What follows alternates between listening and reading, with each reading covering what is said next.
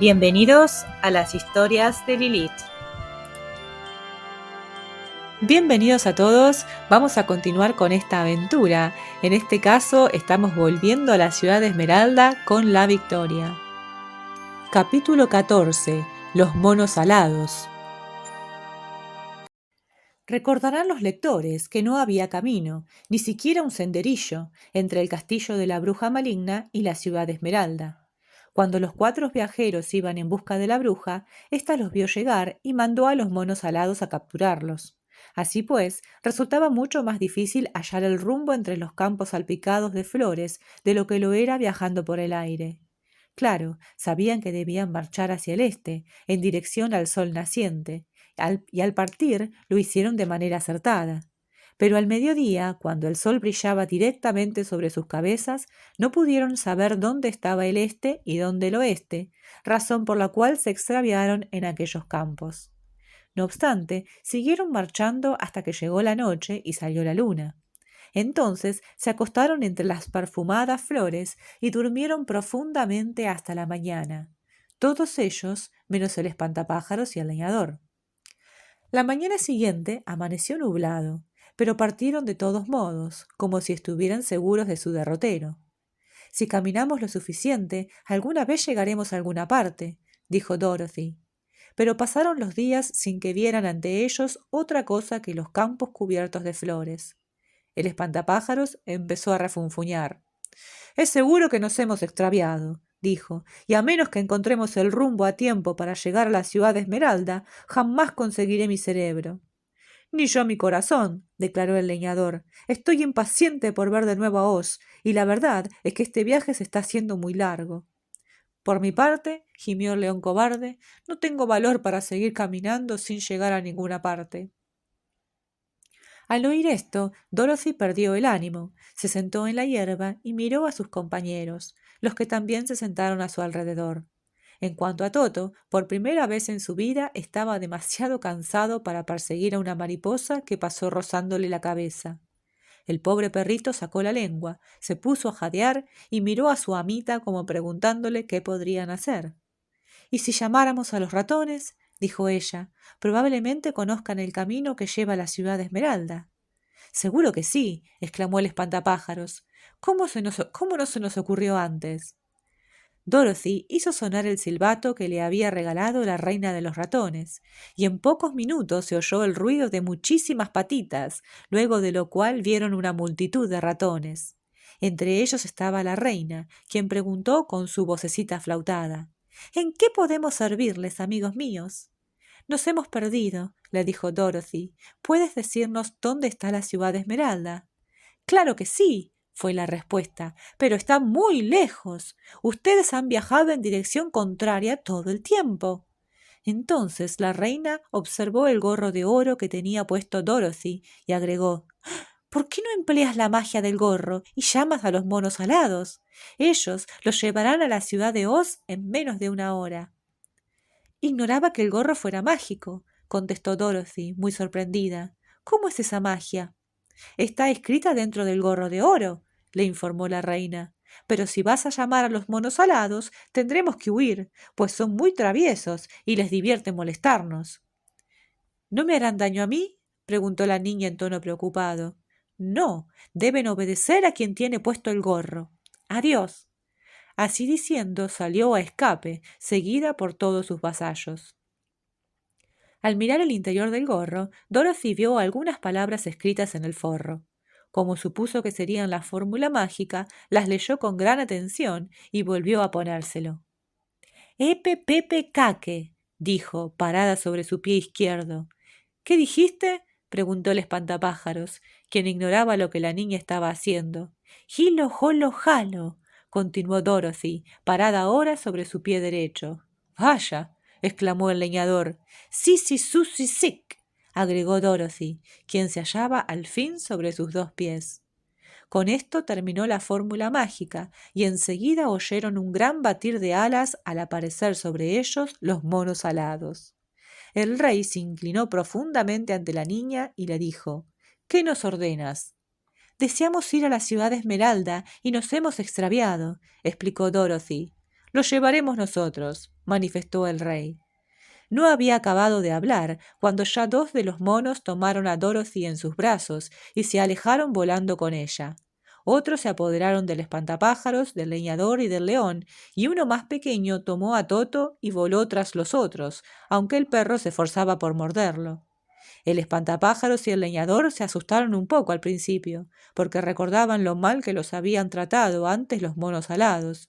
Pero luego vieron que no pensaban hacerles daño, de modo que se tranquilizaron y empezaron a gozar del viaje y de la magnífica vista que se presentaba ante sus ojos asombrados. Dorothy se encontró viajando cómodamente entre dos de los monos más grandes, uno de ellos el mismísimo rey. Ambos habían formado una sillita con los dedos entrelazados y la llevaban con gran suavidad. ¿Por qué tienen que obedecer a la magia del gorro de oro?, preguntó ella. Es largo de contar, contestó el rey soltando una risita, pero como el viaje también será largo, ocuparé el tiempo en relatarte la historia si así lo deseas. La escucharé con mucho gusto. En otra época éramos un pueblo libre, comenzó el rey. Vivíamos felices en el bosque, saltando de rama en rama, comiendo nueces y frutas y haciendo lo que nos venía en gana sin tener que obedecer a ningún amo. Quizás algunos de nosotros éramos un poco traviesos y bajábamos para tirar de la cola a los animales sin alas, o perseguíamos a los pájaros y arrojábamos nueces a las personas que caminaban por el bosque. Pero vivíamos felices y contentos y gozábamos de cada minuto de nuestros días.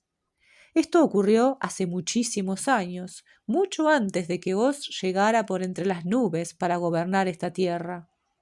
En aquel entonces vivía en el norte una hermosa princesa que era también poderosa hechicera, pero usaba su magia para ayudar a la gente y jamás hizo daño a nadie que fuera bueno.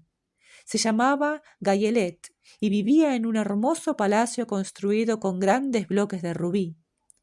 Todos la amaban, pero su mayor pena era que no podía hallar a nadie a quien amar a su vez, ya que todos los hombres eran demasiado estúpidos y feos para casarse con una mujer tan hermosa y sabia. Empero, al fin halló a un joven muy apuesto y mucho más sabio que otros de su edad. Cayelet decidió que cuando se hiciera hombre lo convertiría en su esposo, de modo que lo llevó a su palacio de rubí y empleó todos sus poderes mágicos para hacerlo tan gallardo, bueno y amable como pudiera desearlo cualquier mujer. Cuando llegó a la madurez, Kelala, como se llamaba el joven, había llegado a ser el hombre más sabio de toda la tierra, mientras que su belleza era tan grande que Gayelet lo amaba con locura, por lo cual se apresuró a prepararlo todo para la boda. Mi abuelo era por aquel entonces el rey de los monos alados que vivían en el bosque próximo al palacio de Gayelet, y al viejo le gustaban más las bromas que darse un buen banquete. Un día, poco antes de la boda, mi abuelo estaba volando con su banda cuando vio a Kelala caminando por la orilla del río.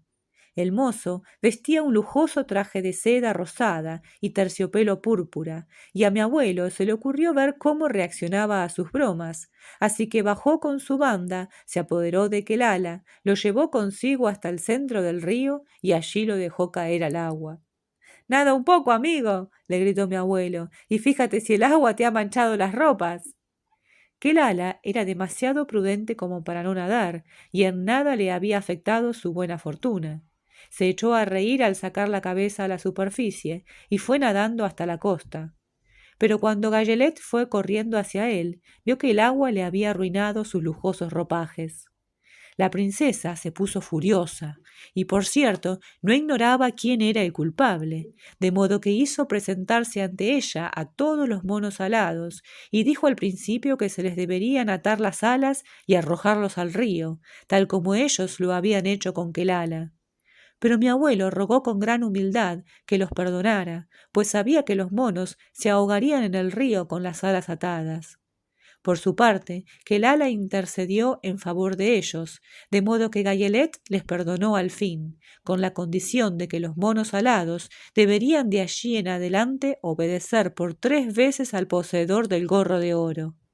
Este gorro se había confeccionado como regalo de bodas para Kelala y se comentaba que había costado a la princesa un equivalente a la mitad de su reino.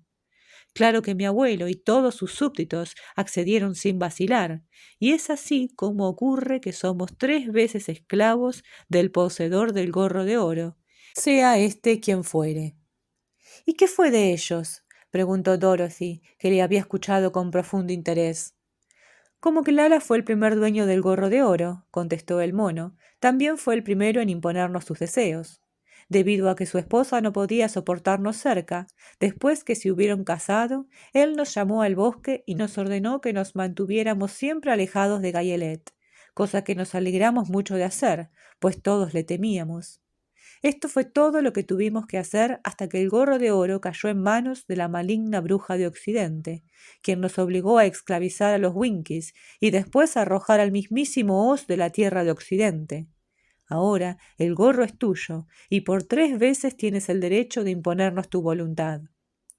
Al terminar el mono su relato, Dorothy miró hacia abajo y vio los relucientes muros verdosos de la ciudad Esmeralda. Aunque se maravilló por lo veloz del viaje, le alegró también que éste hubiera finalizado.